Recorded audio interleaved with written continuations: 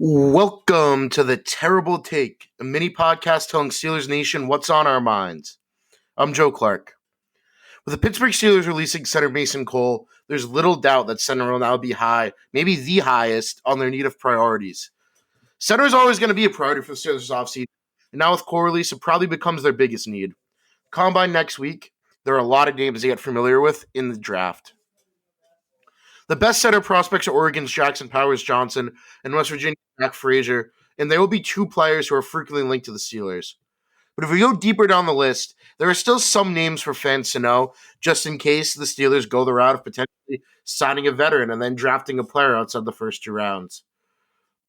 Penn State's Hunter Norzad was a standout at the Shrine Bowl, and he'll have a chance to boost his stock at the Combine next week. Arkansas's Bo Limmer and Wisconsin's Tanner Bortolini are also players who could go at some point beyond the first two rounds, who Pittsburgh may have some interest in. For the Steelers, they have a few needs to address, namely at cornerback and also along the defensive line. So I think the most likely route is going to be involving the Steelers drafting a center and a corner in the first two rounds. It's still worth noting some of the names who could go later in case the Steelers explore an alternate route.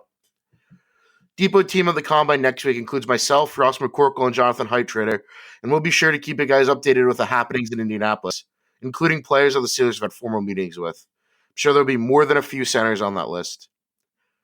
Be sure to follow us at SteelersDepot.com and check out episodes of The Terrible Take every day at 5 p.m. Eastern Time.